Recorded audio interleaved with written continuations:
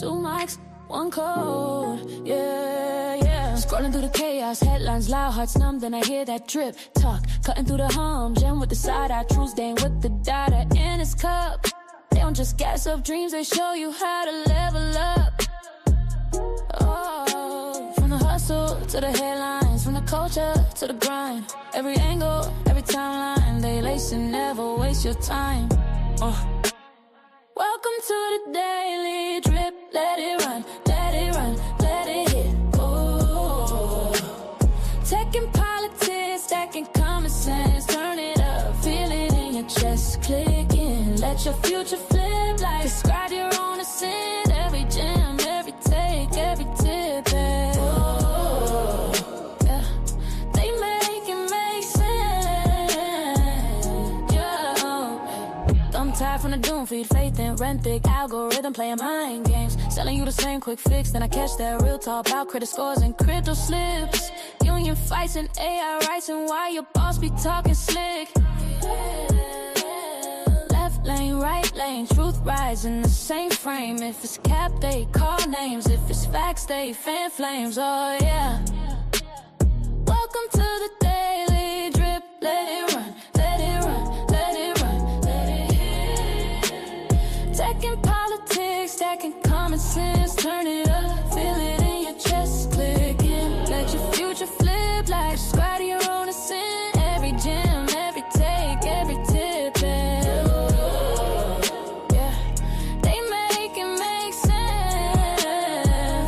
Yeah, yeah. From your psychic to your 9 to 5, from the group chat to the bottom line. They're the late night guide through the glitch and grind. If you listen close, you gon' change your life. Change your life. Welcome to the daily drip. Let it run, let it run, let it run, let it hit. Hey, tech and politics, stacking common sense. Turn it up, feel it in your chest. Click in, let your future flip like subscribe to your own ascent. Every gem, every take, every tip. Our daily drip, they make it make sense.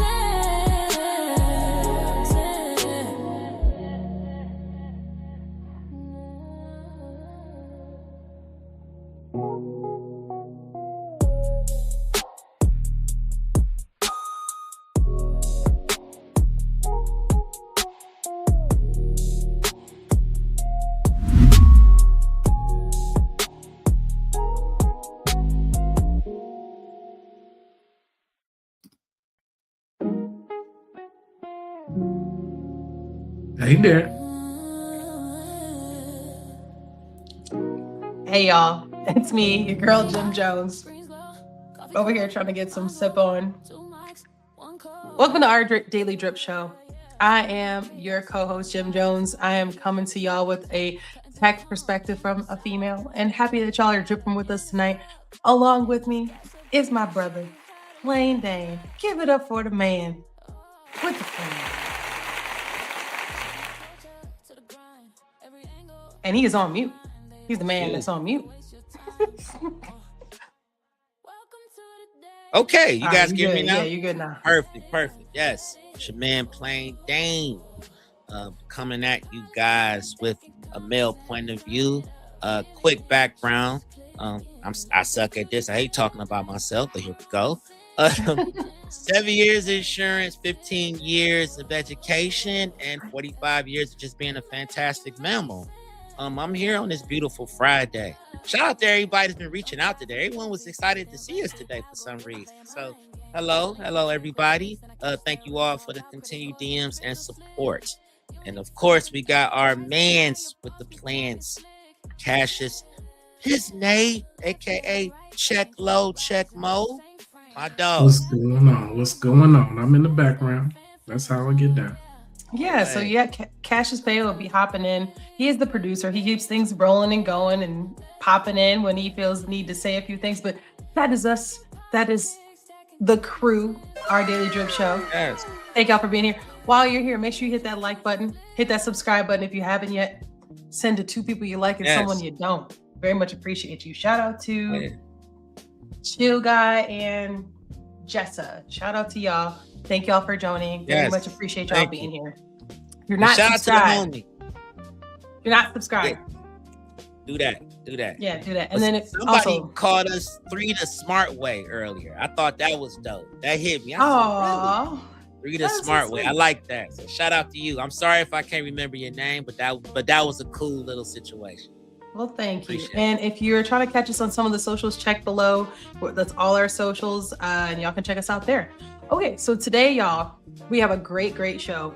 As y'all can see, what's in your cup? I'm drinking some sparkling water, and I'm giving myself some refills. This is where y'all caught me. Plain Dane, what you got in your cup before we get into the show? I'm out here dry. My order for wine didn't show up on time. What? I didn't have it was bad today. It's been a rough week, y'all. It's been a rough week. Drop some drip in the comments, y'all. What y'all sipping on? Let us know. Drop some drip in the comments. Are you having a rough week? Let us know. It's supposed to be the fire dragon year. So it's supposed to be a year rebirth and a whole lot going on. So that's the case. This week is aligned with that. Somebody might have been telling me. Maybe I've been drinking too much. I don't know. You're not Cash gonna is ask pay. me You what I'm sipping on drinking? anything? What? I'm drinking. there. I'm drinking ginger water. That's what I'm drinking. Ginger Okay, water. here. Yeah, so I boil the water, right, with a large ginger root, and then I strain it all out, and then I chill it, and that's what I drink during these times, so I can get my inflammation in order. And I'm about to I say that's can do water fast, etc. And it just if it's not a true water fast when you do that, but it's not like you're gonna get any Yeah. Shout out to Cash's Pay lymphatic system. He is getting it all Ooh-wee. the way together. For real. All right, y'all. So grab your coffee, tea, emotional support snack, because we got the updates for y'all. Speaking of updates, if you didn't get a chance to check out our live stream, we definitely streamed the State of the Union. If you didn't get a chance to check that out, please do. Drop some drip in the comments if you did check it out. We want to know, do you think that the State of the Union was big or bust? Y'all let us know what y'all think.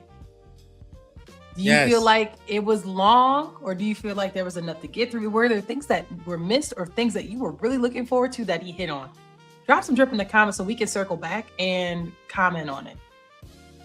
Yes, please. Stand up if you enjoy our daily drip show and think that we have the most beautifulest host on the planet. Aw, thank you so much. Okay, y'all. So I love that part. I ain't gonna lie. let's get into our first topic. Now, it's been a while. We kind of talked about this before, but there was, I don't want to say an attack on Harvard, but kind of an attack on Harvard. So nothing starts a debate faster than 3 letters, y'all. What 3 letters y'all think I'm talking about? D. I love you. E. I.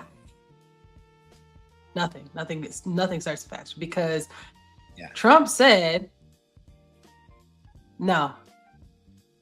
So I'm gonna wrap this up because we can well, I guess I could watch it, but long story short, the administration said, listen, we ain't doing that DEI no more. And Harvard said, you're not gonna tell us what to do. And they said, but we are gonna tell you what to do because we're gonna cut funding. And Harvard said, we don't really care. They said, but you should care because then we could put, basically try to penalize you best we can. And Harvard said, no, how about we get mad at y'all? Because if we want to have admissions the way we want to and have certain demographics, we're going to do what we want to do. So what they're saying now, and let me blow this up a little bit for y'all. It's not over. I feel like we talked about this, about 6 months ago? Yeah. It's been a while. But the government sued Harvard for withholding race-related admissions data due to the ruling of the Ivy League's affirmative action admissions policies that they were unconstitutional. Pam Bondi said Harvard has failed to disclose the data we need to ensure that its admissions are free of discrimination. We will continue to fight to put merit over DEI across America. Now, drop some drip in the comments. Do y'all think that having demographic options is not helpful for an educational department? Do you think that is discrimination? Let's get into that. Let's talk about it for a second before we move on, because we're going to stay on the topic of education for a minute. Do y'all think that having a policy similar to affirmative action is discriminatory to those who don't qualify? I mean, I feel like it should always be a let the best man win type scenario. With all these racial quotas and all that stuff, it was doing a lot of us a disservice in the first place. You got people sitting in there because of what their nationality is and flunking out because they were just the right complexion for the connection at that moment. And it's like, that's over with. We not gonna, hey, I'm all for it. If they actually are able to get in where they fit in, then that's what we should be basing it on. Don't set people up for failure because you're trying to fill a racial quota. That's just kind of where I sit at with it. It's interesting.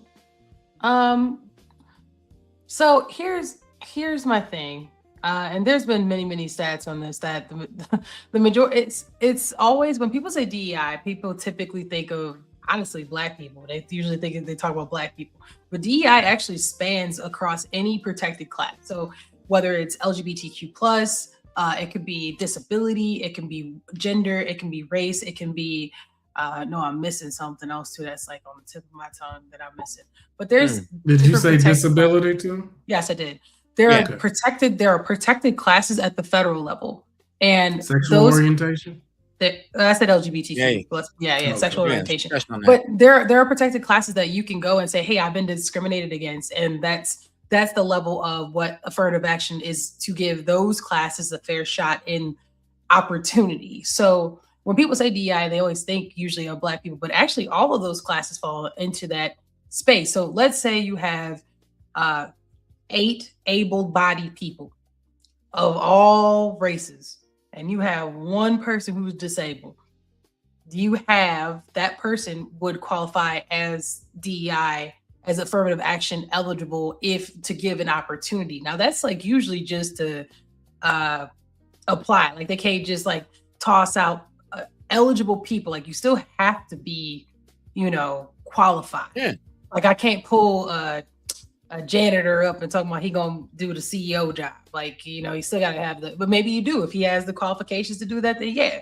But if he doesn't and everybody else in there looks like XYZ, he wouldn't be eligible to be in that space. So as we talk about affirmative action, the point in the school system of that is applicants, right? And so Pam Bondi's like, listen, we think that y'all going around picking out certain groups, right? And then you're just letting them in, and we want to see who you letting in. And Harvard's like, no, we do what we want to do. And even if we want to add extra people in there, we're going to do it. So drop some drip in the comments. Do y'all think that that's wrong? Do y'all think that it's discriminatory? Because if they did have a quota of, like, let's say they wanted 3 Asian people, 6 women, 12 disabled folks that would be in it, would that discriminate against the people who are not eligible to be in those classes, which is typically white men? They're the only ones who really could not qualify at a baseline for that.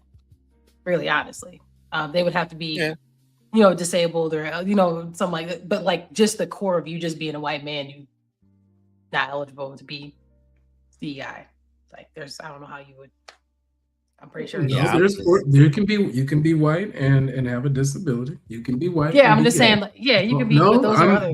I'm just providing what it is.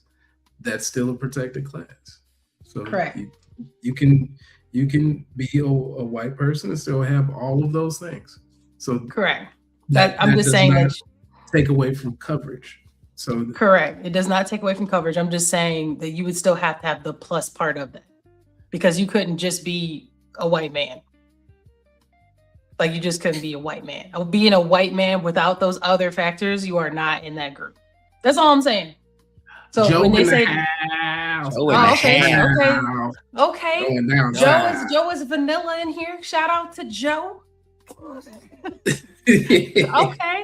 Okay, I see you, Joe. Yeah. I wish I had like a thing that would be like. He's like, actually, go ahead and just give him the OnlyFans wink. Go ahead.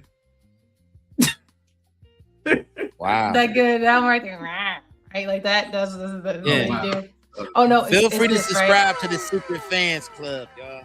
We ain't gonna post the link. Shout out to Joe for being a loyal fan. Very much appreciate you being Yes. here. So, as we continue to talk about education, let's talk about 4,000 errors that's not curriculum. Damn, you ain't even gonna let me get into none of the real. Okay, go ahead. Look, listen, you said you in the background.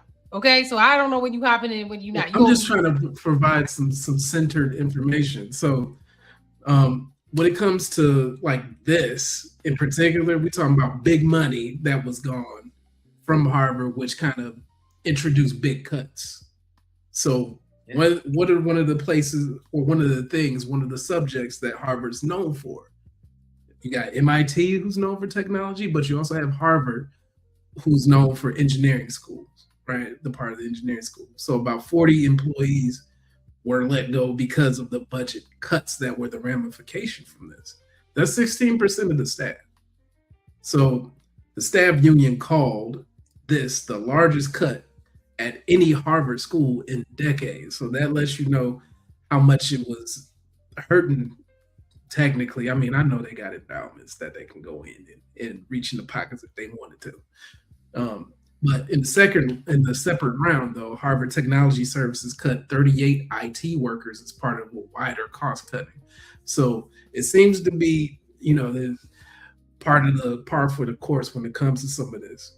So, when a university with about 50 billion plus endowment is cutting 16% of the staff in one school and dozens more in IT, regular people kind of have the right to ask if the problem is equity or is it just basic financial stewardship? Which one is it? All I know is they had almost 50,000 applicants and admit 2,000 people. Is wow. Like, where them toes at? Wow, I was ignoring that.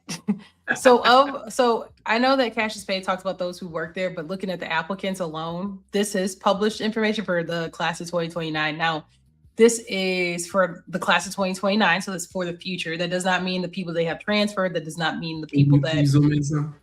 No, that's as far as it goes. Oh, as far? Okay. I could try to. Maybe I can do that. Is that better? Yeah, that's better. So we'll just go up like.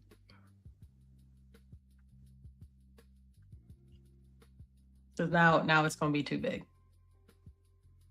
That's what she said. I was trying not to go there. I knew you. So 50,000. That's what she said. She said. Wow. Hey. They admit 2,000 applicants. Here is the geographical breakdown. Most of them are going to be from Mid-Atlantic and New England. Surprise, surprise. I'm actually surprised that this many people are from the South. There's money in the South. Well, I just would have thought they would have just been more people from where they at. That's mainly why, not because of that. But most of them are majoring in social sciences, natural sciences, and engineering. Of course, because let's be real here, you major in these other things, it equals homeless.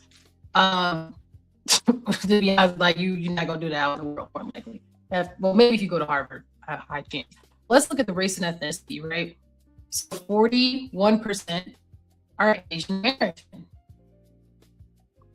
11.5% African American or Black, 11% Latino or Hispanic, and Native American. Your stat is going out. Oh no, that's not good. Yeah. Okay, that better. With your internet, look at that. That's terrible. My internet says it's good. I don't know why. Man. Wow. Okay. Yeah. So. Oh, you too. Mine's is bad. It's too. No, you good. Right? Yeah, he started. Okay. Maybe it's our platform. Oh no, it's better now on your end. You know what I'm saying? It might be the platform itself. It's like he said, it's not what's he is. It's us. Wow. No, I think it's the platform because there's no, it's not like we're all in the same spot. So, I thought it was me. So if you look at this, 41% of applicants are Asian American, who would in fact qualify for affirmative action or DEI because they are Asian. Yep. And they have a higher propensity to go to a school and be a doctor, lawyer. We talked about the last live stream. hmm And so Oh, yeah. this actually shows that it had the opposite effect of what they intended. So for that community. So 66%. So that means that 34% would be considered white or Caucasian. And probably 20 years ago, this would have been significantly less. Definitely. I'm sure. Yeah. Definitely. And then they talk about the budget, how much money they're giving out, financial aid facts, attending tuition free, 45%. Attending for free, 26%. Because a lot of them are going to be legacy, and legacy pays in the endowments anyway. So therefore, yes, you'll get a scholarship because your parents helped build a wing anyway. Right. Or your grandfather, great grandfather, uncle, or somebody. They cut a check. Yeah. Also, that people get grants when you're going to Harvard. Chances are that you have other scholarships as well. They're going to take the best of the best. You're probably there because you invented something. You maybe even have a patent before you graduate. From high school. It's stuff like that going on. So I can see a lot of people going to school tuition free, in a lot of cases. Well, speaking of tuition free, one place that I don't know how many of them going tuition free might be Texas, because their school system is struggling in some of these curriculums. So let's take a look, find out what's going on there. Let's see if I can make this bigger for y'all. The Texas Education Agency is moving forward with fixes to thousands of mistakes found in a state-developed elementary school curriculum, according to the Texas Tribune. The state board has given initial approval to correct about 4,200 mistakes in Bluebonnet learning materials. So I have an article I'll share too and talk a little further on it, but Bluebonnet is the Christian based curriculum. And so that's what they're talking about here, just to give you a little bit more context. Some members say the mistakes raise concerns about how Texas reviews curriculum and what the fixes could cost taxpayers. State officials say costs will be calculated after a final vote later this week. Conroe, Santa Fe, New Caney, and Liberty ISDs are already using this curriculum. If the final vote passes, the agency says online materials could be updated within 30 days with printed books replaced soon after that. All right. So that is the start of it. Let me share this article so that way we can look at it together and y'all can see it. But so in Texas, they've been trying to revamp their school system a little bit more as of lately. And so they do the Bible infused school. So this curriculum is approved for public schools. And then like if you want to homeschool and stuff like that, you can do that as well. But what it does is it incorporates more religious teachings into the classroom. And so it was approved, right? And so the issue here is that the lawmakers, to sum this up, the lawmaker said, these issues will cause issues for the kids as far as them having like a fundamental grasp of things. And the people who made it said, nah, these are small things like typos and small things. And so lawmakers are like, it doesn't matter how small you think these things are, it adds up. And especially 4,000 errors. I don't care if it's from the teacher's guide or if it's from inside the kids' textbooks, there are potential negative impacts to, whoever's using this curriculum. So drop some drip in the comments. Do y'all think that this is fairly being applied, the scrutiny, or do you think that because they decided to have a new curriculum that's religious based, that this has more strenuous oversight over it? I just want to know what y'all think on that. I feel like it's a rush to judgment, even bringing it to the school district the way that they are, considering that it has its inaccuracies that's involved with it. I mean, it's education, for crying out loud. So you saying it should have them that level of typos to begin with? It should have never been implemented. I mean, how are you going to prove something that for education that has typos?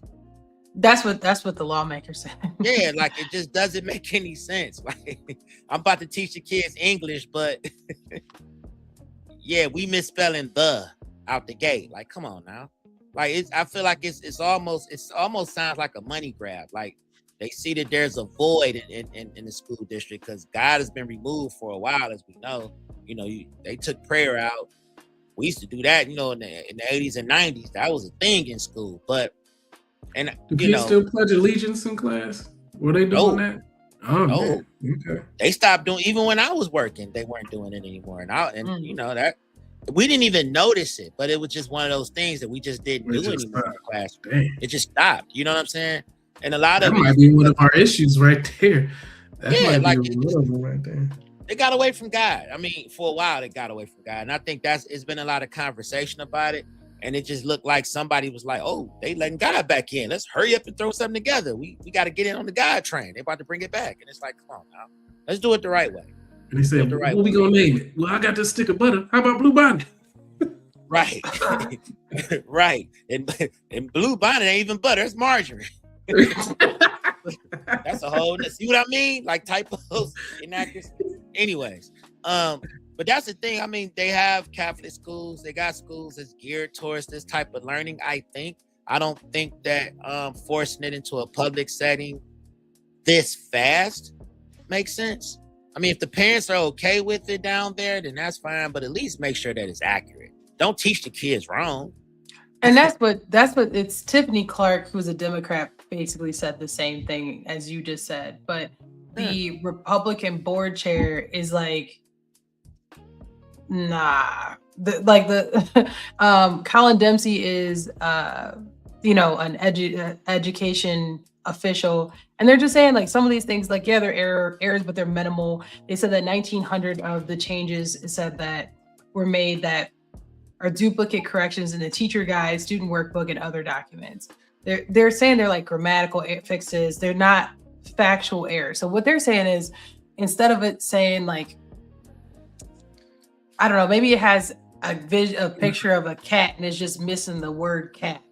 The cat should be some under of cat. it is at the high level is what they were saying was that it was exclusionary of certain things that like race, like racial based things, history, you know how that's been going lately.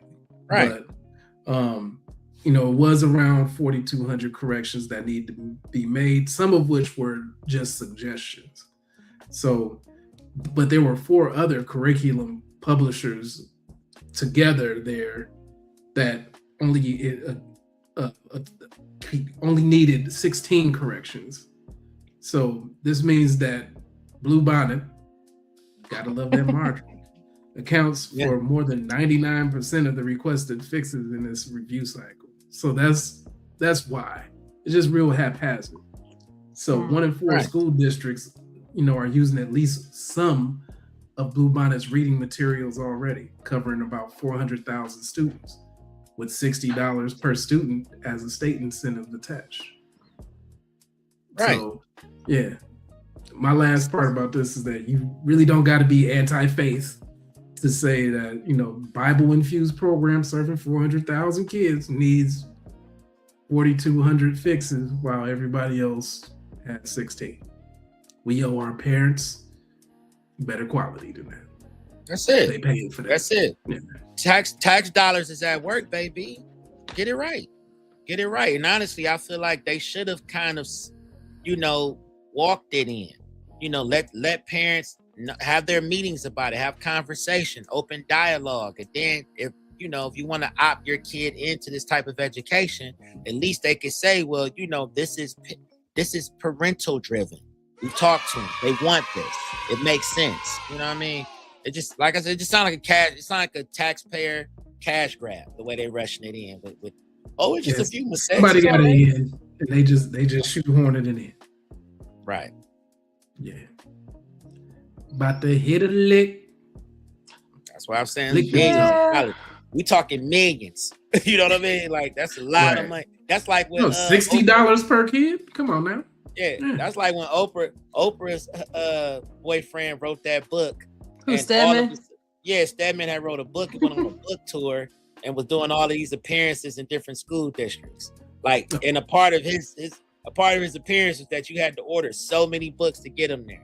You get what I'm saying? So I'm like, why was he doing a book tour? What because he it's a possibility that Oprah could be somewhere, so everybody gonna want him there. Exactly. He wrote a book. He wrote a children's book. I forget the name of it and everything, but he actually went on a whole book tour and he used school districts to do it, which I thought was kind of brilliant. Instant way to be a bestseller.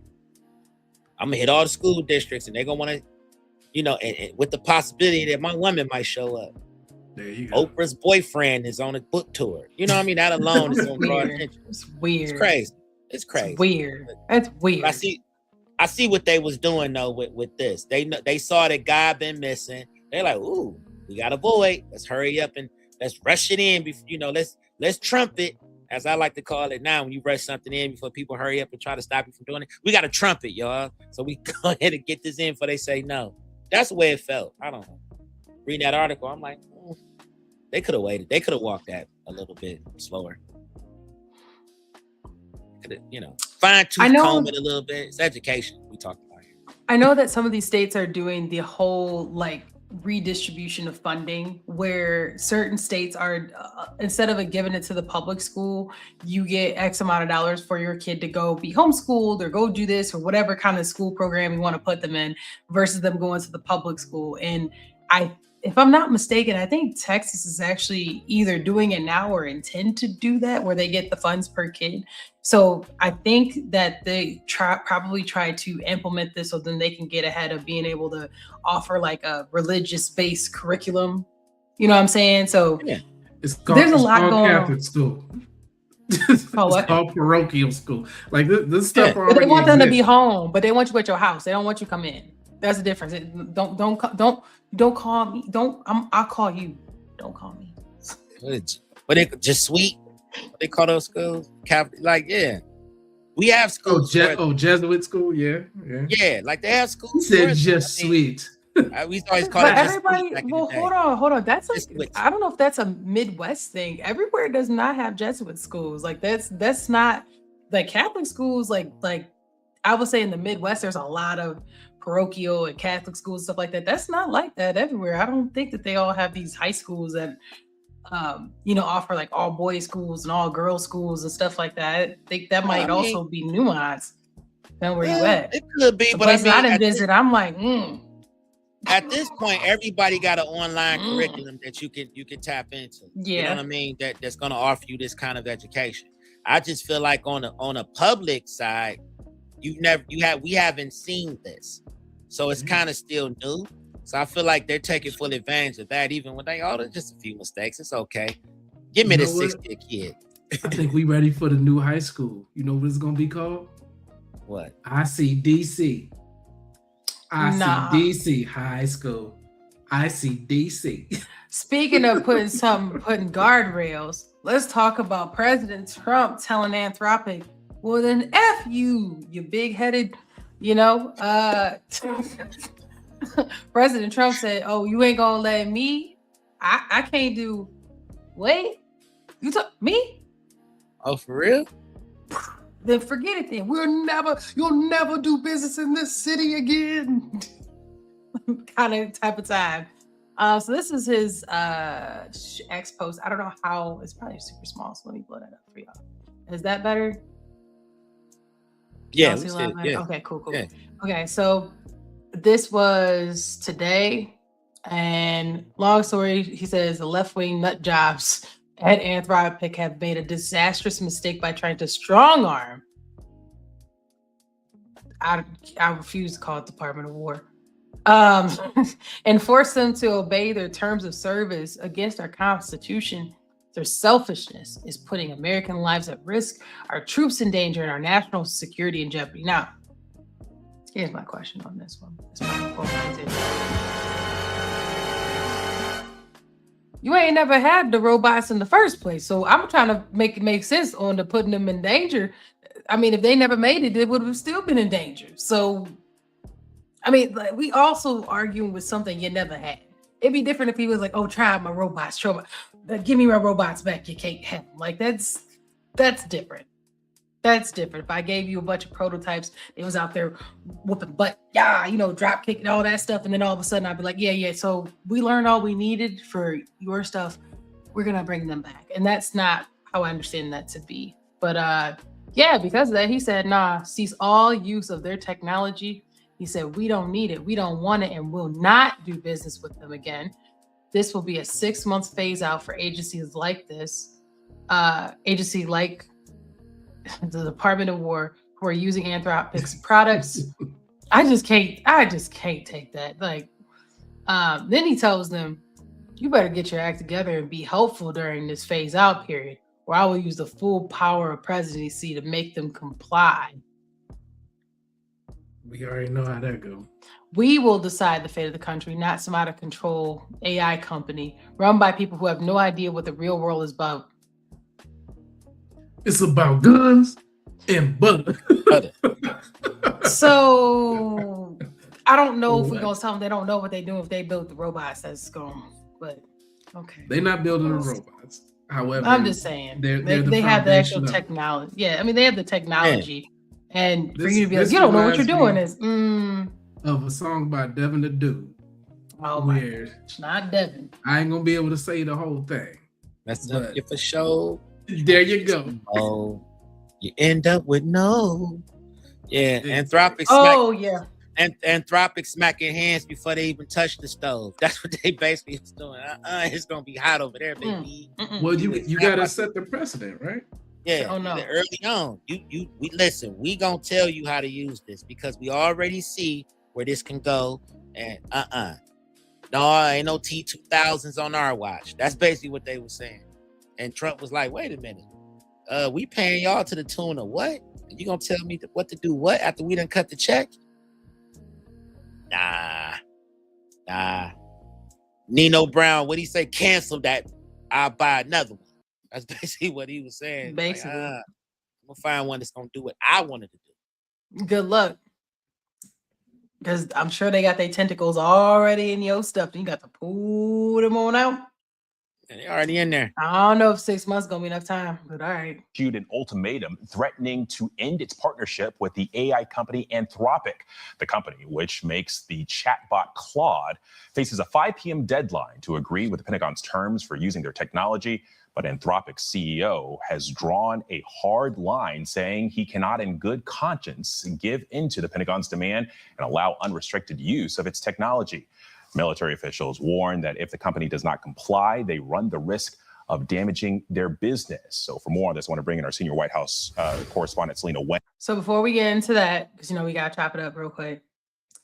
What they just said to me was, he said, I hear you. I want to do this in my nerdiest voice possible.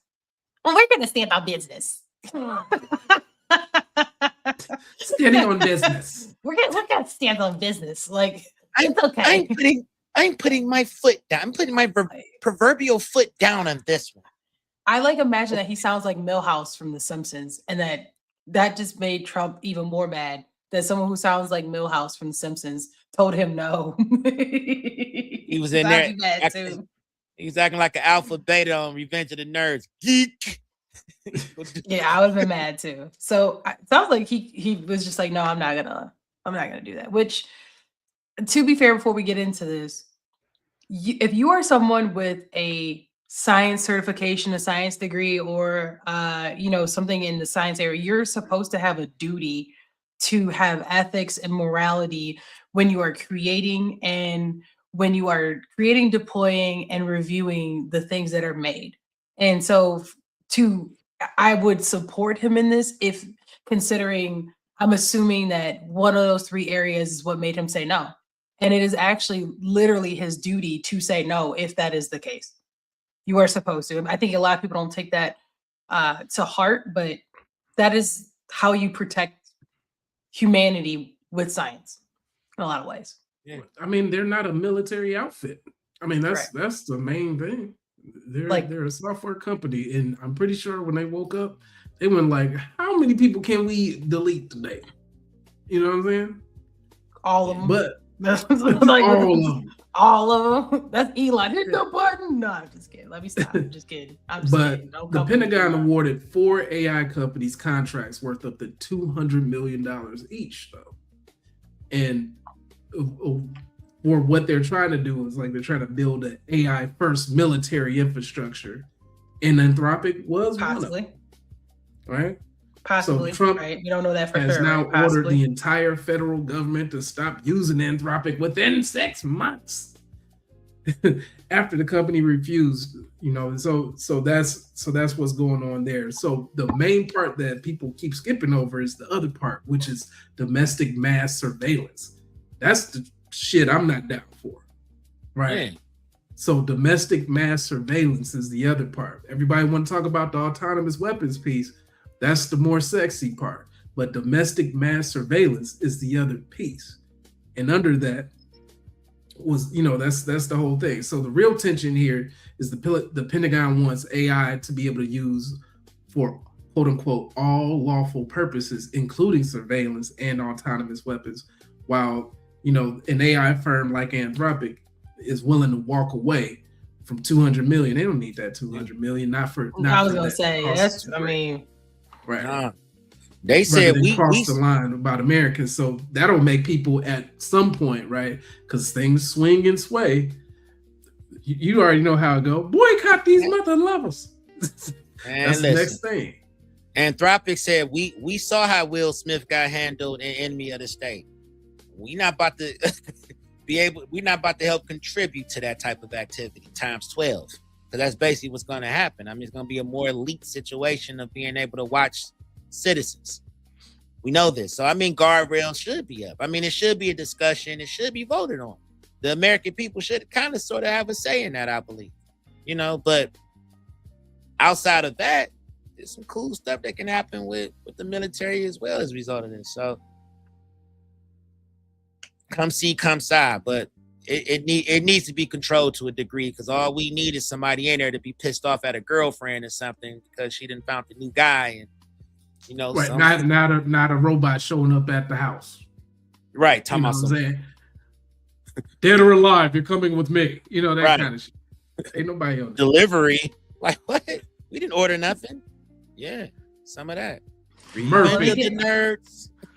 Let me get to some of these comments. I forgot. So to answer Joe, it said, does it include like Harvard Business School online courses or just person on campus?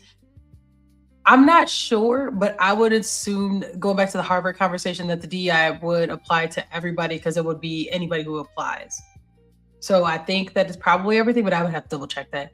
I don't know how that affects online though. I feel like anybody can go online. It's actual attendance, I think. I mean, you still got to get accepted. They would say you're supposed to reject them, but I guess you know, that's what they would say, right? Like, that online is kind of like that 41%.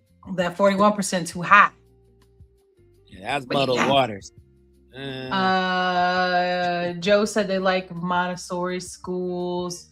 A lot of some other places do like Montessori schools, and those do qualify for that money kind of school that you were talking about. And then you said you had a co-pilot bot. You made it lie to you this week. Then it covered it up like it didn't know what it asked. So he didn't make it lie. He said that the co-pilot bot that he did make lied to him. Oh, lied to you this week, and then it tried to cover it up like, oh, so it was a child. Mm-hmm. No, it was a woman. Ooh. More like a man. Maybe it's not what it looked like. It wasn't me. Y'all made a whole song about you be sitting there with booty cheeks and both hands and be like, I don't know how this got here. No, we might even acknowledge it a little bit. The woman gonna talk around it and flip it. So Joe, you the reason. Like, wait a minute, what that gotta do with you? No, they might do that. They gonna blame you, but y'all be sitting there with booty cheeks and both hands and be like, I'm Casper. Woo, I'm not here, baby. It's not even me. I'm just woo. Oh yeah, we turned into Shaggy. This cheeks is attached to legs that walk to me. I didn't call for it. See, that's you know what? That's what I'm talking about. Speaking of legs, speaking of I don't even know how I'm gonna transition to this legs part. We talking about the cartels. Oh. That's where we going with this. We going with that. So let's here you go. Oh man. Man. Wanted cartel leader has been killed by Mexican authorities. We're talking about El Mencho. He's the head of the Jalisco New Generation Cartel, or CJNG. That was formed back in 2009 and prolific in moving fentanyl into the United States. Okay, so hold on, because we're gonna transfer. Shout out to her, man, because I hope she got hazard pay right now. Man. He's You can journalism. pay me to go across there right now. She a real one. She probably right over the line, like right there. She just hop right on back. So as you remember, no show.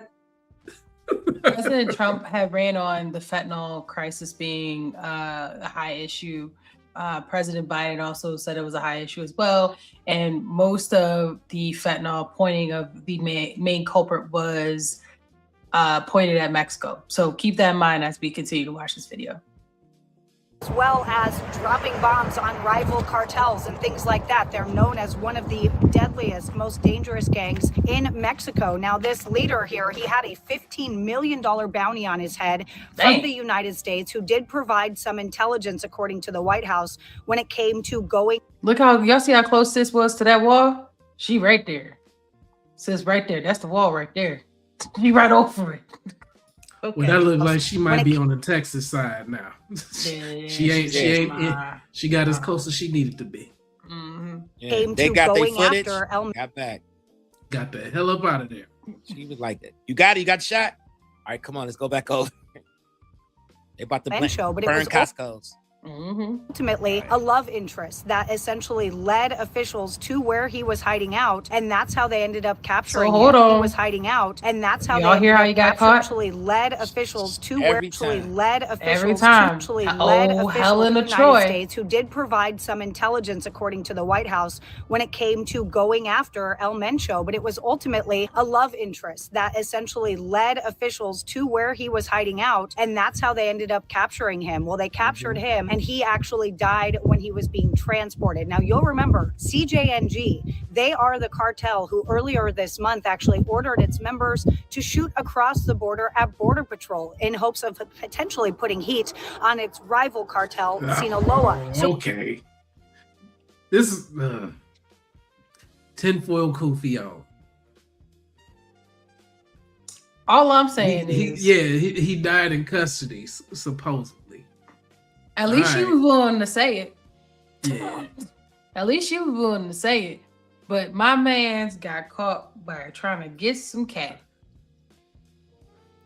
That's how. What my B say? Done by El Muncho. Yeah. Back in the day, Mob D said, your shorty set you up, you better dead her. Yeah, like that's crazy. So how you got 15 mil on your head?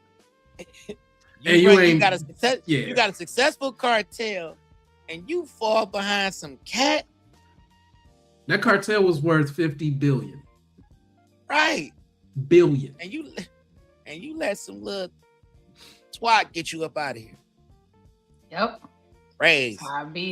He on his way over there. She texting Trump talking about he's almost here. He's here now. He just pulled up. Like, you texting Trump. Yeah, I mean, but in this case, we should probably be following the money, because all of these Mexican cartels, they probably pull in tens of billions of dollars annually from drugs. The other thing was fuel theft. That's the main thing that a lot of people don't know about. Fuel theft, human smuggling, and extortion. So the fuel theft alone produced more than 12,000 illegal pipeline taps in a single year. So who you actually impacting there? Follow the money. Right. Not to mention who El Muncho was really cool with too. I'll let you play this, but we'll tap into that. It's a whole thing. It's a reason why people was on his A so hard. I'm gonna put it that way. I mean, this video is gonna tell you a little bit about how powerful are Mexico's cartels. So that's the point of this. Just so people get context. Like, people talk about cartels and they're like, oh, well, it's just people who sell drugs. What? Listen, they had avocados in the headlock a little while ago. Like, it don't matter what it is. And him and Maduro was like this. Him and Muncho. That was his homie. So yeah. Okay. Powerful are Tinfoil Mexico's plot cartels, thickens. and how far does their influence really reach? To understand that, you have to look at what happened under one man's leadership. It all began here in the Mexican state of Jalisco.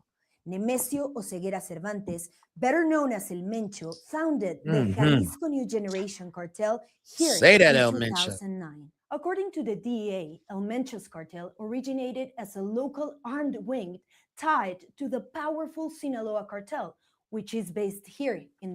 Okay. So she's showing you the map. Talk about Jalisco down here, and now she's talking about Sinaloa up here, I believe, is what she's talking about now. Yes. And then keep in mind, California, like right there, this is Texas right here. That's Texas, y'all. This Yeah, Texas. Baja California is right over there on the other It's side. right there. That's right Man. there. She dragged that finger up a little bit more. We in LA County. Yep. Well, you in was it San not San Jose, that's too far up. Not San Bernardino. You gotta look San out. Diego. Andres. That's what I meant. San Diego. Like San Diego. Yeah, it's right over there. was led by Joaquin El Chapo Guzman, now serving a life sentence in the U.S. At first, El Mencho was given the task of protecting Sinaloa's areas of influence in Jalisco. But it didn't stay that way for long. From here, the cartel expanded outward and has penetrated at least 27 Mexican states, including much of central Mexico. And according to U.S. officials, the Jalisco New Generation cartel last summer formed an alliance with the Chapitos branch of the Sinaloa cartel, making it the most powerful cartel in Mexico. And here on Mexico's eastern coast, El Cartel del Golfo, or Gulf Cartel, dominates the area. Strategic territory, since whoever controls the ports controls the majority. Okay, so she just talked about there's two cartels just off top right here. The guy they just had a bounty on that passed away, he was started off here, making my way down south, walking fast. Yeah, that's what he was doing. All this down here, he did that right there. Then there's another cartel that's taking over where the water comes in, as she said, with the ports.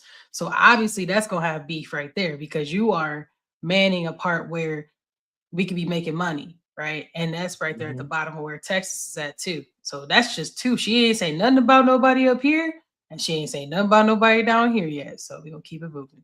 Yeah, most of that circle. Probably. He did. He had most of this. He had most of all of that down here. Yeah. Out of the country. How have they been able to keep growing? For decades, Mexico's leadership has tried various tactics to stamp out cartel control. But like we saw over the weekend here in Jalisco, military-style operations have backfired, turning deadly not only for cartels, but for locals caught in the crossfire. Historically, these groups have been embedded and have had close relationships with police, local authorities, and officials. So experts say anti-corruption policies may be the most effective way to counter that influence. Did y'all catch that? I caught everything. I'm sorry. I mean, he said, "Say that, girl. Say that, Sinaloa. Say that, Sinaloa. Say that, WAP." The most effective way to counter that influence. How powerful are Mexicans was to basically do like they do. It's about guerrilla warfare. There's no way. There's no way. But you know, like the U.S. deploying multiple carrier groups and surveillance aircraft, thousands of troops around Iran in a posture. Are we getting to them next? You just hold. Yeah, I'm just saying that with that piece, though, right? You got all those pre-strike buildups, but you got border communities now that deal with the cartel-driven violence and the fentanyl deaths. 10,000s are dying, you know, annually and nationally. So that we'll call it disruption may have, it might be a FAFO in a situation, but you know, his cartel alone, like they was running around with like a military outfit. They had RPGs. Yeah. They had everything. Yeah. There was your live and color Call of Duty outfit. That's what they had going. Right. And literally, as soon as they put the bag on homie head and somebody went and collected it, you got all of they versions of the YNs running from airports to gas stations. They said, we gonna burn this mother down and make a statement. That's what that was. I mean, yeah, that's their leader. Yeah. Well, you have to overly show. But the fact is that, if cartels are running the economy the size of a small country right next door, and we're pouring billions into a force for buildups near Iran, the question isn't left to right at this point that we're talking about. Is whether those dollars actually make Americans safer at home right now. Yeah. That's the real question. Well, Netflix crime documentaries are starting to look like news previews at this point. No segue for that. No, I'm just saying they are starting to look like Netflix it's getting out of control. Okay, so listen, y'all. We're gonna hit our last heavy part of war type of stuff. Let's talk about Iran, y'all. Touch on Iran. Iran will eventually be, I think, more of something we talk about. But first, let's talk about how we get here. How we get with beefing with Iran. I think a lot of people aren't aware of how we beefing with Iran. I would say, especially the younger generation. So let's take a gander. Significant source of resentment for Iranians. In the early 1950s, a struggle for control of the Iranian government developed between the Shah, Mohammad Reza Shah Pahlavi, and Mohammad Mossadegh, an Iranian nationalist.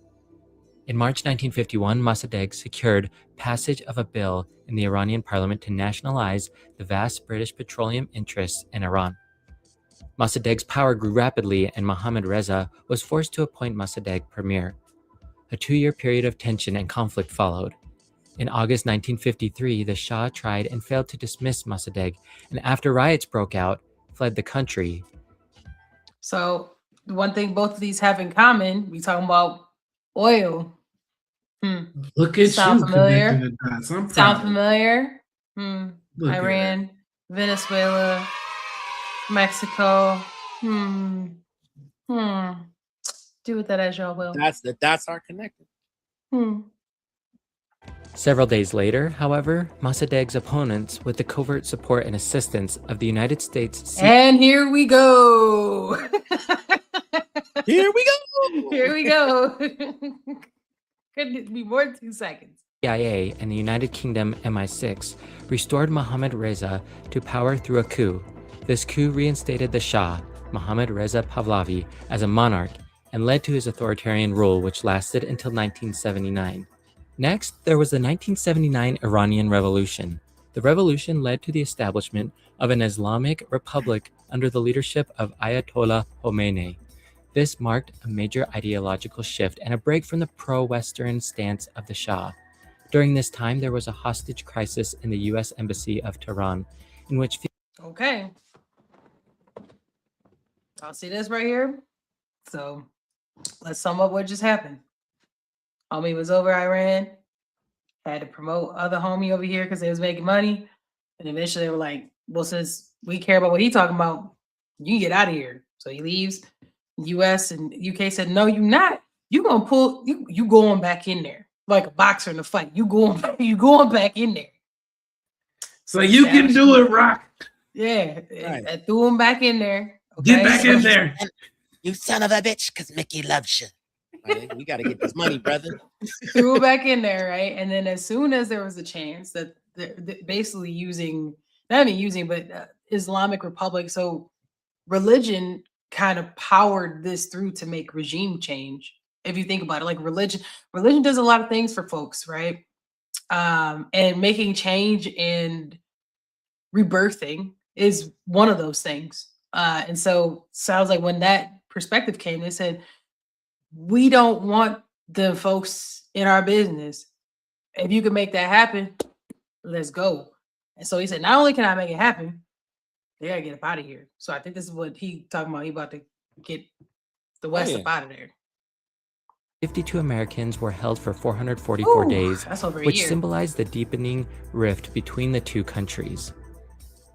Then there's the United States' support for Israel, not only now, but in the past. The United States has consistently supported Israel, which is seen as an enemy by Iran. Iran's anti-Israel stance and support for Palestinian groups like Hamas and Hezbollah contribute to their adversarial relationship with the U.S. Now, look at this visual, y'all. There's a lot of, stand with Israel, stand with Hamas. Well, can't serve two masters. And on top of the fact that you really don't mess with them like that, and they don't mess with you like that.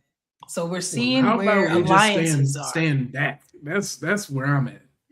I didn't say it was right or wrong. I'm just, Well, I mean, we can be free thinkers here in this particular space. It's not, to me, it's not even a political thing anymore. Like I'm on the line of just letting people do whatever they gonna do. If we're gonna talk about America first activities, then we can truly be. Oh, we want to get into the big conversation about how we big brother the little brother, and we talked about this before. Israel, the little brother that's going around trying to uppercut everybody, and they like just wait till I tell what was the Friday reference? Baby D, she gonna come you up. The U.S. Baby D. That's the thing. U.S. Baby D and that crazy chick who was keying the car. That's Israel. Right. No, actually, really, it's like we Don Corleone and Israel is the Undertaker, that because you rolling with us, they fear you type deal. But you really not as powerful unless we stay in pocket with you. Man, I don't make sure we stick our beak in everything just to make sure we get what we need to get out of it. And that's all it is. That Friday reference is actually pretty spot on. Oh no, I'm just thinking Hamas is really Day. That's not my baby. That's my baby over there. Talk about the land. Talk about the land. They're like, oh, this right here, I'm gonna blow this up over here. And they're like, no, and then you come up, I'm gonna spray you. Man, you have not seen, what is that? Is that Friday After Next? Yeah. It's Friday After Next, right? Yeah, that's a pretty decent reference. And we Baby D. The U.S. is Baby D. Baby D ain't got nothing to do with none of that. Got nothing to do with that. All right. Also, the other part, I agree with you. Other part of it too, though, is Iran feel like we've been here. When they like, where did Israel come from? It's that whole conversation too. Yeah, the thing is, in this situation, though, as we bring it back to this, it makes sense that when we talk about support for Israel, like even if they didn't really care about what beef Israel had with Iran, they still don't mess with Iran because they don't think they forgot about what Iran did with they people holding up for 444 days. U.S. still ain't gonna forget about that. Oh yeah, like, we still ain't. But it's just like Iran, like we goods back 2,000 years. Israel, like. We've been here. They like y'all ain't even celebrate 100 years yet. It's definitely a fight over. It's definitely a fight over land, spirituality, all of those things. Which I would love to know if anybody's from Iran. Like, I'll be curious to know though. Iran went to an Islamic republic. How did that impact the whole beef with Israel? Because they were not a Islamic republic before this, so I'm just I got to do some research on that. But now that like actually think about that. This whole diagram is waking up a lot of thoughts and stuff I want to look into. This is cool. So shout out to the creator on this. Yeah, I went to college with somebody from Lebanon who was going through a similar type of ordeal back in the day. So, I mean, this is very familiar with.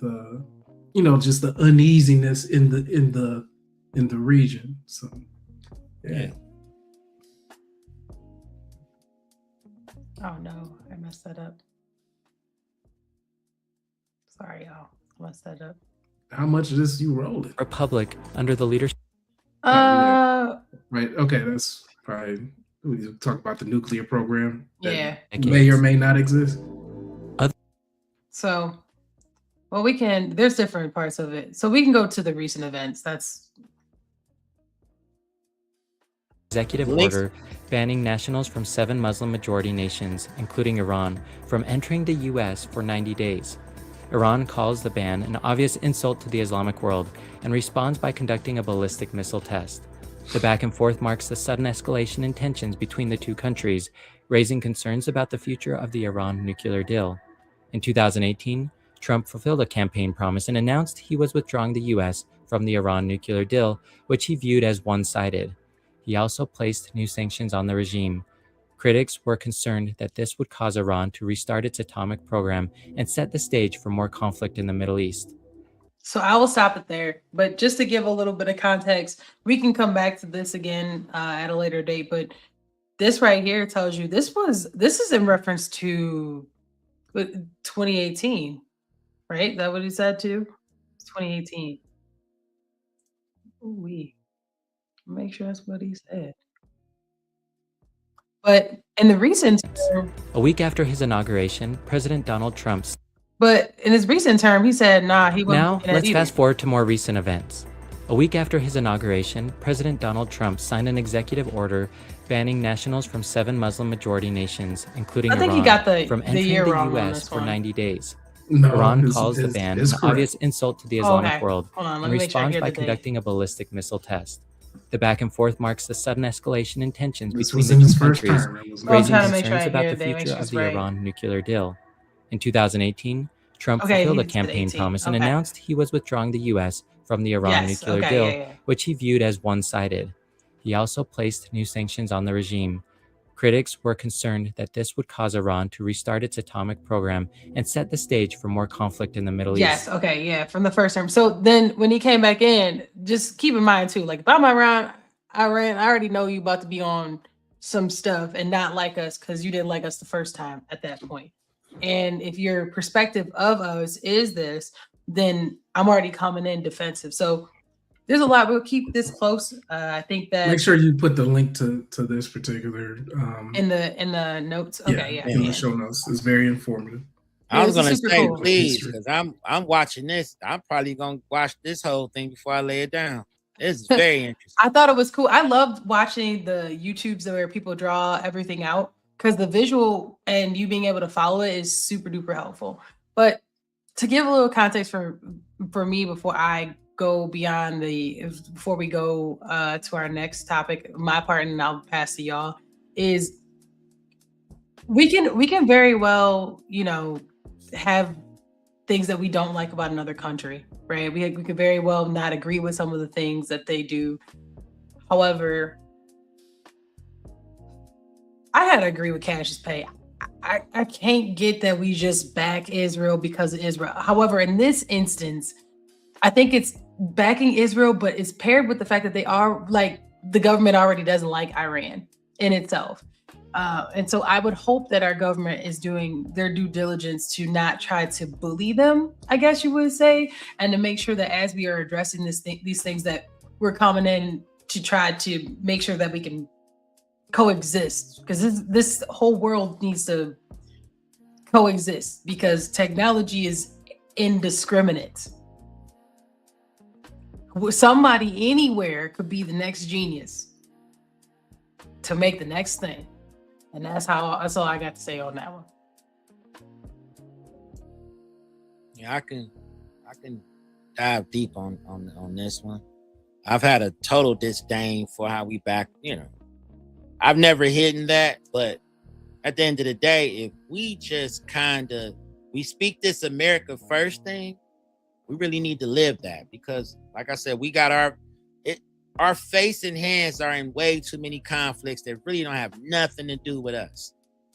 And it's always about our relationships and our friends. Your friends will get you effed up in a lot of different ways. And, that's something me and Cassius Faye have spoken about years. That's kind of why we are like the last of the 50 people that we've known growing up. You still gonna do it like that. I'm just, being honest. Yeah, you're right. them bad relationships is what keep people in issues. I mean, we need to be feathering our own nest anyways. I've never understood this whole, unbridled loyalty to certain countries. I could never understand it. Should be the other way around. From my perspective, I'm just being extra pragmatic about it. To me, America first equals America's purse. And that needs to close up right now. We are not in a particular space to have the lack of financial discipline. And a lot of that is being hemorrhaged by, all of these undue places in the name of war. I guess we used to be the Department of Defense. So, so that we're warring all over the place is particularly it's illmatic, not pragmatic. Right. And granted, if we the ones that benefit from it on a personal level, which that's kind of what the issue is. Usually if you want to go to war, it's because you own the the manufacturing company that makes M16s. I'm the one that pushed the button and decide on the war, make the strategies, and Jim Jones is the one who makes the bullets. So of course, all three of us want the war to happen. You know what I mean? Because our children's children is going to be good. But if we really on some America's first, we kind of our coffers are full. We could get no more richer than we already are. Let's stay our asses home and out of other people's business. Let them fight it out, and whoever wins, we can have a conversation about it. That's where I'm at. Speaking of conversation, breaking news, context still matters. I don't care that, we want to have all this empathy in some ways, but we also have to have some couth. So we're going to go ahead and get into rewind and rethink. How many of y'all caught that BAFTA? It was didn't catch it. So if you lived under a rock, there was a person in the audience. I was trying to think. I was going to say stands because I'm so used to sports. Person in the audience who said some things that were not the best. Same thing over and over. About two people up there, and they happen to have Tourette's, and there's been a lot of outrage. So let's talk about that for a second. Talk about Tourette's and what having couth about things that happen on a public stage and what we should think about those things. Michael B. Jordan and Delroy Lindo walk on stage to present an award at the British version of the Oscars. Then, out of nowhere, someone in the audience starts shouting obscenities, including the N-word. Both actors are taken aback. We're here to... So who would be so offensive? The foul-mouthed insults came from this man, John Davidson. So he has Tourette's. He was in the audience, and yeah. So I don't believe when they aired it that they cut it out either. I think the words actually came through. They covered it up here, but I don't think that they did when they aired this. Suffers from Tourette's syndrome, a neurological condition that causes involuntary motor and verbal tics. Davidson is the inspiration for the critically acclaimed movie I Swear. The film star Robert Aramayo beat out Timothée Chalamet and Leonardo DiCaprio to win the Best Actor BAFTA. Robert Aramayo. So let's not get too deep into that.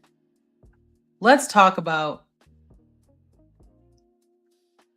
I don't want to say just disabilities, but let's talk about couth in itself. And to give updates afterwards, he's like, hey, I have Tourette's. I didn't mean it that way. That's, it's just, I am unable to control the things that I say. Sometimes the things that I do, right? From the Tourette's, impact. And a lot of people are still mad about it. And they're like, no. And then some other people are saying, have some empathy. Plain Dame, do you want to talk about, or do you want me to show do you want to talk about and I show that other video after that? Is he stuck? I think he might be. I think he's stuck. I think he's stuck. I'm like, why is his face just stuck there like that? So out of it. So I'll go to the other video for now until we can get Plain Dame together on that. Okay. So let me go ahead and share. So this video is someone who has Tourette's, and it's a girl. I don't really know a whole lot about her, but she's gonna show you some of her tics and play a little bit of that. What the fuck? I have Tourette syndrome, and people want to know, are there medications for Tourette syndrome? But the answer to this is Strongeo. Hello. Or in fact, medications for Tourette's and tics. The ones that I'm on specifically, please, Speed, I need this. My mom's kind of homeless. Is Abilify, aripiprazole, and guanfacine. I used to be on clonidine. So there are medications for Tourette's, but as you can see, it's very much involuntary. I'm not gonna play the super ton of her video, but it's very much involuntary. And so what he's saying happened, right, is that just how she was expressive, just like she was expressive, you know, and having things that maybe she's thinking about. I'm not sure how that works, but something similar to that. Shout out to Farley. Yeah, so I agree with you there. My issue is that you can't really use words that you don't really know. And not only did he use the word, but he used it in like the context of two Black people. There wasn't. It would have been different until it was quiet. I mean, that's I mean, but even like if it would have been like two non-Black people and he would have said that, then I could be like, oh, okay, like because it's just like anything, right? But the fact that they both walked all the way, yes, agreed. And he yelled it super loud. She was not that loud, right? But she's talking in normal voice because she's talking to you. And you know, that's what's coming out as she's talking to you. But yeah, like for him to be so loud and context, right? Like I said, if it was two people who weren't Black, okay. But for some reason, you associate that at some point. So I would love to know anybody who is in the comments. Do y'all know someone who has Tourette's? Do y'all have Tourette's? Have you seen things in your experience that he's back? You see, like it just there with his black ass. Oh, don't let that guy be in the stands. Right. You already know what he gonna say. Loser. Right. No, he ain't gonna say that. Loser. No, jumping back in, I will say this. I thought that it was kind of interesting that even, you know, the BAFTAs was filmed live, right?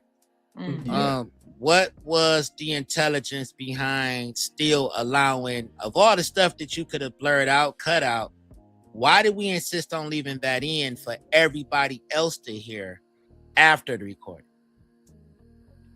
I'm sure the other things were skipped, cut, right, and burned. So your issue is with the production company. Hell yeah.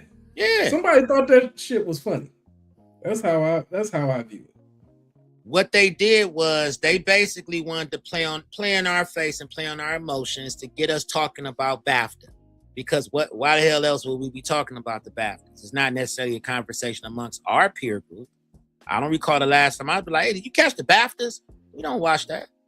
But they knew that it was going to give the shock and awe that they were looking for as far as wanting to have some attention. You know what I'm saying? And we didn't, I mean, outside of that being said, I don't think that the BAFTAs would have been a conversation. Just like the Oscars is never really a conversation. Not somebody get slapped. Not somebody got slapped. Yeah. Nobody gave a damn because what was the pull in? What was going to have you like, man, did you see what happened? They're using us and emotional reactions to basically garner attention, which I think is sick at this point. Because any other slur that would have got uttered, trust me, it would have never saw the light of day. especially a certain kind of group that you can't say nothing about them. Exactly. That was that was my first reaction. So this is a good comment right Farley here. has some good commentary that want you to read out if you can. Yeah, it would have to be the type as in regards to Tourette syndrome. Correct me if I'm wrong, Farley, where he is constantly yelling things aloud. If he doesn't have a history of it, then it's quite sus. Right. All of a sudden, you can sit through a movie and not say nothing, but all of a sudden, you just see two black people come up and you just gotta, you know. Because we know what he said. We know what he's saying at home in conversation. A lot of who's around him. Yeah, that's what I'm saying. So with Tourette syndrome, a lot of times they absorb the negatives of what's around them and it gets embedded into their condition. Because it seems like if it's a negative, you know, it's almost in them to utter it, right? Why wait until it gets dead quiet in the room and they start talking for you to shout that out of all the words? There was no tick involved from what I saw or heard. It wasn't Igor. You know what I mean? It wasn't nothing like that. It was clear, plain as day. That's what God said, and everybody was like, "Pearl clutch." Okay. And then they tried to power through and everything. They're looking like what? Yeah, And that wasn't the only time. It was damn near every time somebody black was on stage. Oh, he did it more than once. Yes, he did it more than once. Yeah. Oh, but you see what I mean? Only reports I found was that one. No, that's only heard about that one. Them two was up there. It was a woman that he called. Same thing. So why wasn't he removed or put somewhere else? Not Joe coming in with that. He said it's like when somebody's phone autocorrects to the N word. It's doing that because you use that word in text. Things that make you go. Party are. It's like, no, I was talking about Pooh Bear and Tigger. Things that make you go. Things that I was talking about. I was talking about Tigger. I was talking about the basement, Big Tigger. but keep in mind, Pooh Jim. Bear. I want to talk about none of that. Like what? But keep in mind, Jim. I didn't even. I myself, when I first heard about it, I'm known to try to dig into something if it piques my interest. I didn't even know dude had said it more than once, but they made sure we know they made sure that we knew when he said it at a very polarizing moment, didn't they? To Michael B. Jordan. Yeah. That was it, man. I feel like they using us for they wanted what we're doing right now to happen. They wanted to be conversation. Well, speaking of conversation, let's go ahead and talk about Tinder. They give a good hot take, and then I'm going to bring up an article to support something that they happen to have a hot take for. I think these younger kids today, it's harder to stand out. And so finding different ways for them to not go to the same LinkedIn or the same website as everyone else. I don't know if Tinder put in maybe a feature that helped that and prevented or at least provided a little bit of safety or boundaries. So it's not some guy going, meet me in a hotel and that's our interview. Right, exactly. Yeah, I don't know. It just feels creepy to me. Feels creepy? I don't know. I feel like you do you. Yeah, whatever Be works. safe. Make sure you wear a tracker. Okay. So, ironically, an article came out about a millennial manager who used Tinder to job hunt, y'all. This already sounds problematic. This is damn near hoeing. She says it's getting a job on the dating app was easier than finding love. It'd be twice as 100 times as hard to do as a dude trying to do this. Long story short, she was able to get some interviews by going on Tinder and talking to them. And do y'all think that repurposing the social media apps to be able to apply that to ourselves right now about what the hell was that? Are you saying that she popped it, she busted wide open, and then all of a sudden it was like, girl, I got a job for you. I got a job for you, girl. Got one. Well, the thing is that on the back end, you say this all the time. You don't have to do X, Y, Z she over here saying all that. You don't have to do with it. So she wafting that stank thing around, and everybody, looking like Pepe Le Pew, acting like they're gonna be able to get some of this. And yeah, we got a job. Yeah, we got a job for you. Straight light. Why? Let me swipe right on this beluga whale of a dude that just so happened to be a recruiter. Mm-hmm. Or owns a company. Like, come on, man. This is totally problematic. Y'all sound mad at me. This is the ultimate DEI. This is the ultimate form of DEI. I'm just reporting PEI. PEIN. That's it. Listen, what Lil C say on the one song? I told you before when I first pursued, I want to interlude in the nude. Yeah, she was on her knees, like, while I'm down okay, here. but I'm only going to step in just because we do not allegedly, okay, for any of that. I'm like, we're talking in generalities. That's what I'm saying. Allegedly, all I'm saying is allegedly. My question, drop some drip in the comments. Do y'all think that the way, like, the purpose of a social media app obviously can evolve? Could, hear me out, could LinkedIn be a place that you actually find your soulmate? Could Instagram be a place that you highlight your resume next to that booty? But your resume is here and that bikini picture is right there, right? And could some of these social media apps be repurposed? Like, this opens up that conversation. Drop some drip in the comments. Let me know. No, this lets you know that the economy for real is bad. That's really down what bad. this is. Right. This is a really bad situation where people are reusing. Now people gonna be having booty pics on LinkedIn. They probably already do. It's just not on my feed. They kind of already showing a little cleavage. This is a bunch of LinkedIn is getting too weird for me, but it's a social media app now. Honestly, like I don't care about your birthday. I want to know what's your experience. Right. I don't give a damn about your vacation. Can you do this job that I'm thinking about hiring your aide to do? That's what I want to know. I don't want to know about that moment in Morocco. Why are you posting these pictures? Show me doing on the LinkedIn. On LinkedIn. Well, look, love may be temporary, but connections are forever, y'all. I'm just saying. Says the man that didn't wear a condom. Allegedly. Allegedly. Okay, well, it turns out that humans and lab mice might have more in common than you'd probably think. Would you like to hear more about that? And hamsters. In current state, I want y'all to think about this and what you just said about the economy being down bad, society being down bad. Watch this video.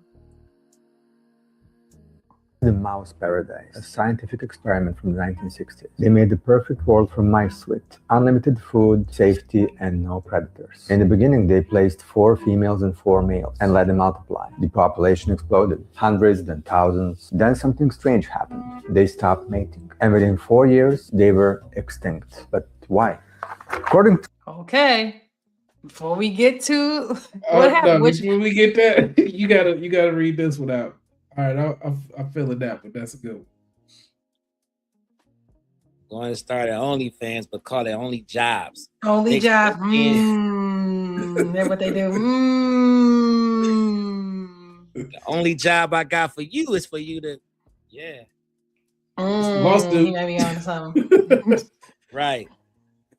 Me too. So before that's it. Yeah, I'm gonna have to start a Me 3 for that one because I need in. Me 3. Wow. Okay, going back to this video. Drop some drip in the comments. Let me know, and I'm gonna ask y'all too. What do you think happened? Why did they start to decline in population? Why do y'all think?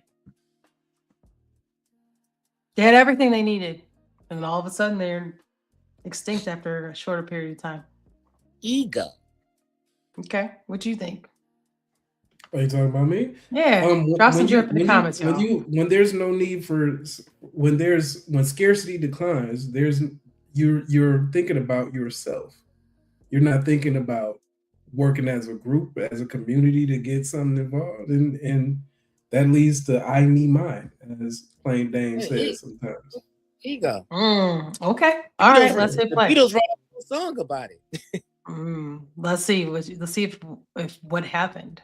To scientists, the reason was social interaction overload. Just like humans on social media today. They were in 24/7 interaction with thousands of others. Too much stimulation, too much competition for social status, and this led them to lose the ability to form bonds, to mate and raise their young. Many males became so-called the beautiful ones. They lost interest in females. They just groomed themselves all day and Okay. I want y'all to think about a certain subset of very sexually frustrated people. Okay. And you tell me if you think this applies to them.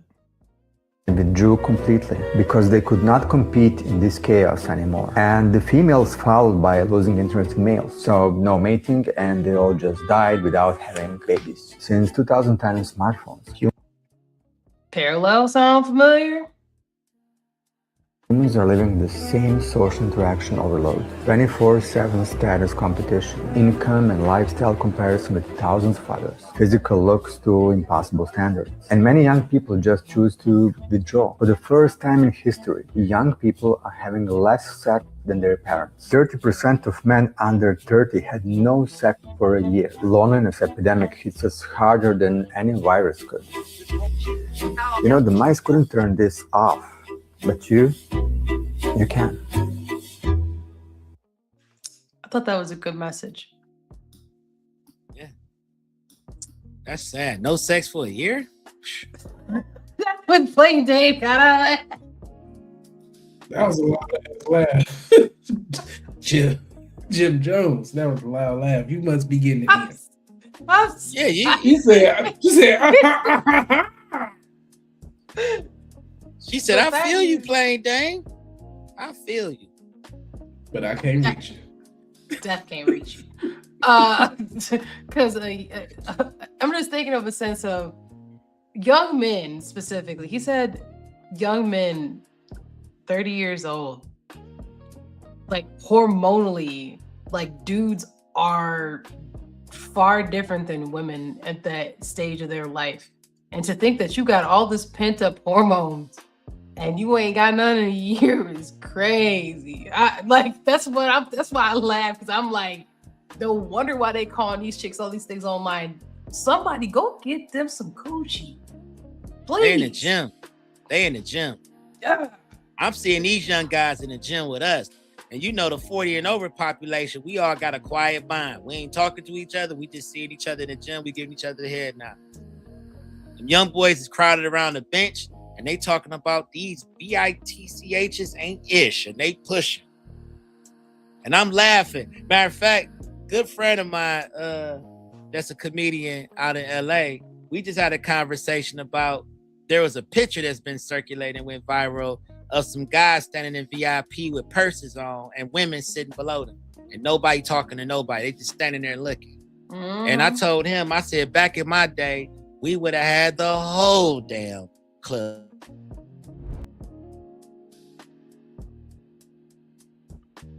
My bad. That was me. We would have had the whole club. My bad. That's me. Yeah, we would have had the whole club pregnant. My crew would have been like, oh, y'all tripping. Come on, we buying drinks, we dancing. It'd have been 4 of us dancing with 15 women on the floor. We'd have changed the whole trajectory of the whole scene. But it's different now, because now you got women that want to get on, you know, they on their cell phone turning you down. They want the whole world to see you being a loser.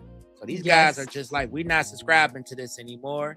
I'm going to sit with my dude, and I'm going to have this Birkin bag, and I'm going to have my purse and my nails painted. And when Drake come on, I'm going to get up and do my little bop and all this old weird stuff. What? Can't relate. Talking about club scenes. Like, I can't relate. We in VIP standing on couches all night. Can you imagine like that? Some Grindr account stuff that I can't get on with. At all. Can you imagine us, bruh, back in the day in the club, standing on a damn couch while women sitting below us, and we just sitting there holding bottles with a purse on, talk about some. Listen, you couldn't even come around us with a damn fanny pack on. I don't care if you was a bicycle messenger. You getting your ass there. We running you. You getting up out of here. You getting up out of here. Get him up out of here. We about to torture him. He gonna come back around with a damn briefcase and a suit on. After that, he gonna be like, I can't come around them guys. No. Now these guys got their purses talking about something. Yeah. Hell no. So that's what's going on. The testosterone levels is way low, and the need to be feminine is way high. I was talking to my dad about warfare, and I was like, "Look, Dad, they gonna end up drafting you boomers." He said, "I'm too old to be out there doing that." I said, "Listen, ain't nobody gonna pick up I said, "So listen, just imagine." They gonna know how to use one. That's what I said. I said, just imagine though that they trying to send somebody who got a purse. Like, well, what you mean? You want me to put my purse down and grab this gun? Right. You be like, just give me the gun, son. Jeez. Said Right. boomers gonna get drafted. Made it all these years to get drafted at retirement age. It's crazy. I don't go nowhere without my Chanel. Y'all tripping. I got a little Glock in here. No, get your soft ass out of here. You're gonna have us all getting killed. I think it was a good analysis of like the beautiful ones. And also let's talk about the women for a second too. Like where they're like, oh, I just don't want them. That's really, really happening right now. I'm gonna bring up Love is Blind because y'all know I love that show on Netflix. So they just had another season. And in this season, they have a young lady who was very, very adamant that she did not want kids. Every dude she talked to in there was like, but you'd make a great mom. Now, mind you, they can't see this girl. Okay, they just talking to her. Okay, for a couple days. And she's steadily telling them, I do not want kids. She ends up getting engaged to this guy who's still trying to convince her to have kids. Like her family's talking to them like, girl, I thought you never wanted kids. I gotta see the finale. But she actually said she was gonna marry this man knowing that she does not want kids. That's terrible. Right. This is also an epidemic that's happening because these young men, right? Imagine if you're these guys, right?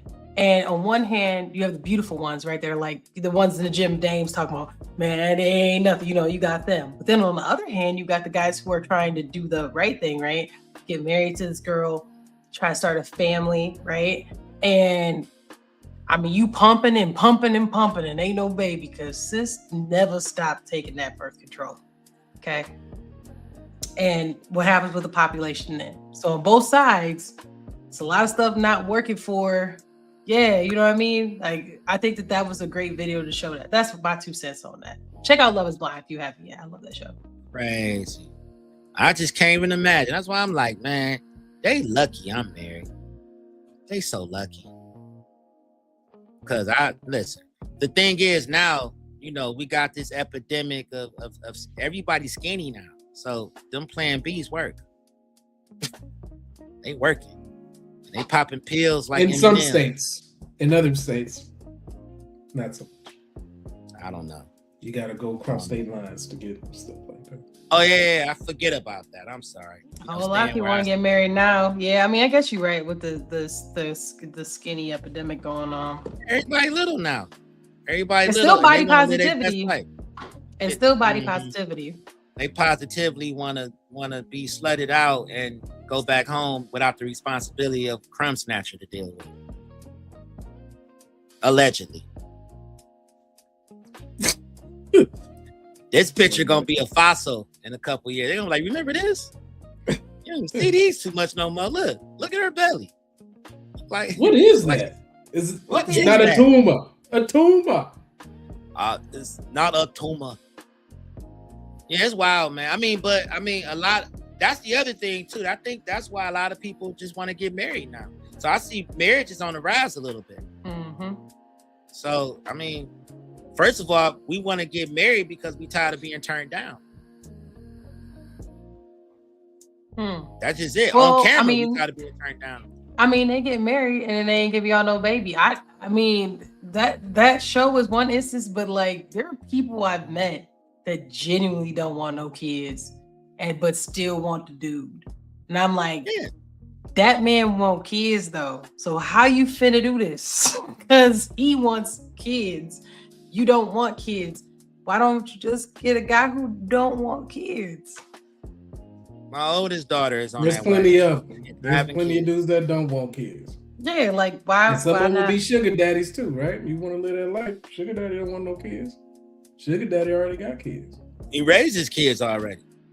Yeah. Sugar daddy now is 37, 38 now. I got my 40, kids. 50, or 40 and 50, right? And he in the gym. Yeah. You know what I'm saying? Doing this thing. He what he taking wanna do. TRT and Viagra at the same time. He about to tear you up. You don't want that. You don't want that beef. About to be curled up in a ball somewhere talking about some bitch. You better call me in 10 minutes and tell me the house on fire. I gotta get away from him. Girl, I thought he was old. I'm old.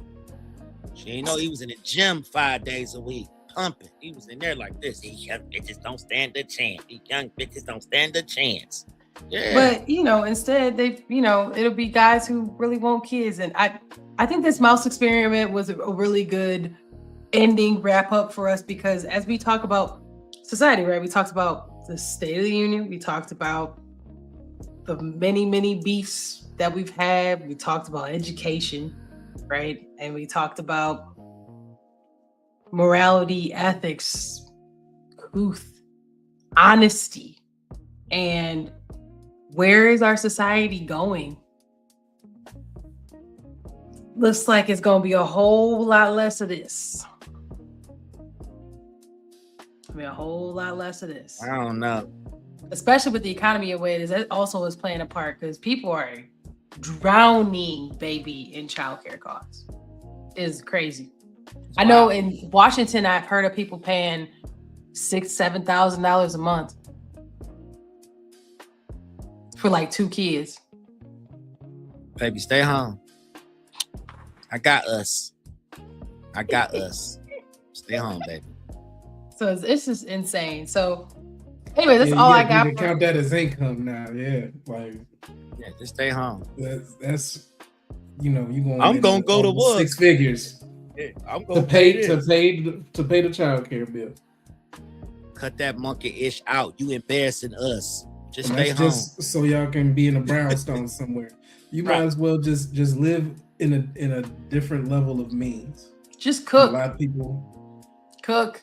Well, shoot, that's better. That's I'm better just saying. Cook. Yeah. Cook, clean your own house. Just stay home, cook, and clean.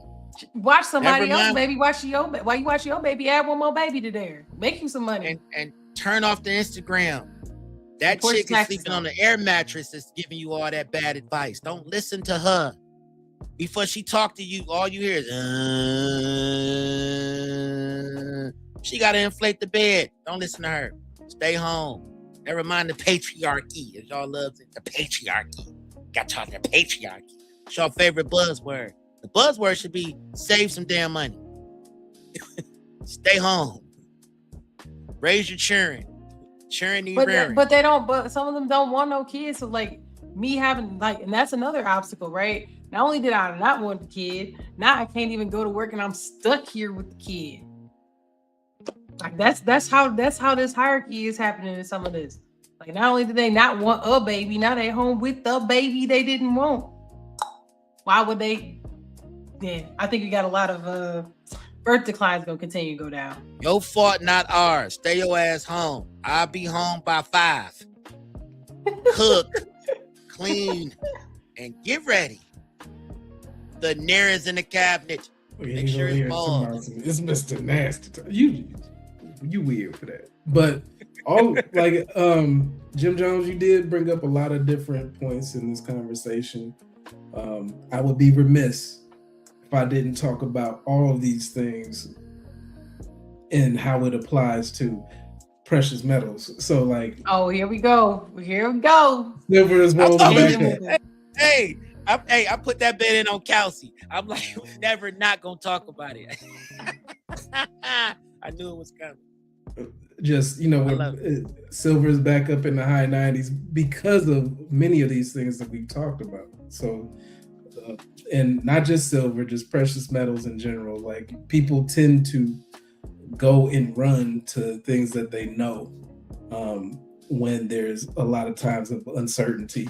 Maybe we'll get into it next week, but the numbers weren't looking too good for core inflation. It wasn't looking too good for a lot of different things. So, you know, when that happens, again, money has to run and get safe harbor somewhere. So even if you know, I'm not a fortune teller or anything, but if these things continue, especially like some of these war activities, that tends to drive up the price of precious metals. We're probably looking above the triple digit mark again pretty soon. So, you know, just diversify yourselves. That's all that I would have to say when it comes to that. Cash is pay out. Yes, sir. Invest in precious metal, not a precious. Most of all, invest in yourself. These are trying times. Take some time for yourself. Make sure you do something outside. Like, I know that that's hard for a lot of folks. Go for a walk, even if it's 10 minutes outside. Go be with nature for a little bit.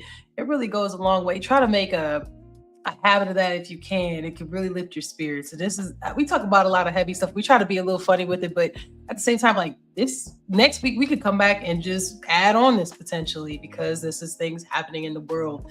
So if you get a chance to take a breath, you know, take you some deep breaths and get a little bit closer with the actual earth, cook you a nice meal, definitely think it goes a long way. Y'all got anything else y'all want to add? They need to add subscribe also. I was gonna go to okay. I'm just saying, you was over there, you was floating in there, and it was feeling real good. So subscribe, as you know you should. Hit that like button. Right. If you have not hit the like button, please do that. If you're not subscribed, you might as well go ahead and do that. Tell 2 people you like and someone you don't. I promise you, you won't be sad about it. And for those that's trying to get right for the summer, man, I might start a push-up contest with my peoples. A little accountability partner thing, if you will. You know, you guys reaching out. Send me some videos of you all doing your best exercises, getting yourself together. Amongst reading too, because you know this is a good time to start at 75 hard. If you guys are familiar with that challenge, anything to better you. In addition to getting some financial advice, get your body right too. You want to be old and wealthy and healthy. You know what I mean? So I might get into that. I'm gonna see who I want to bite on that one. That's how dang you trying to go in the gym with them kettlebells. That ain't no joke. Yeah, man. Overhead. I'm trying to, I'm trying to keep it sexy. You understand me? My OnlyFans might drop in 20 years. I don't know. Might be, you know. OnlyFans might stay. Oh, the O might stand for old. F might stand for future. Old ass fans. There you go. OAF. Old features. Old features. Old as F.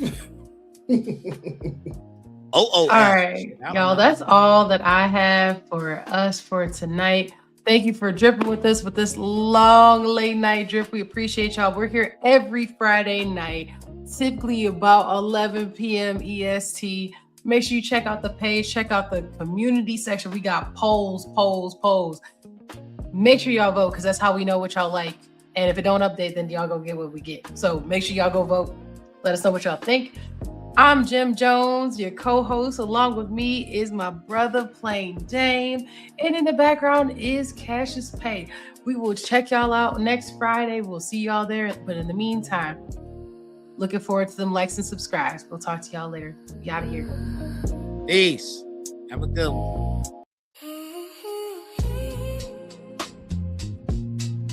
Still ain't figured out my pose.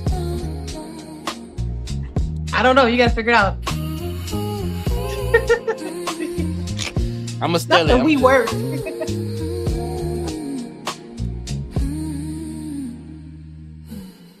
City lights, close shadows dance. Jim and Dame got the vibe, got the stance.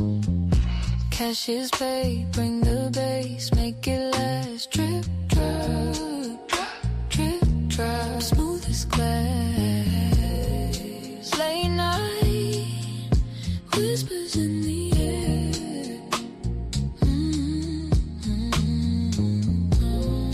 Feel the rhythm already there.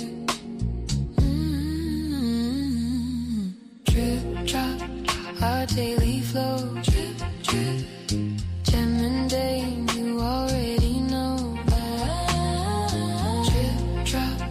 the city glow. One more time, let's take it slow.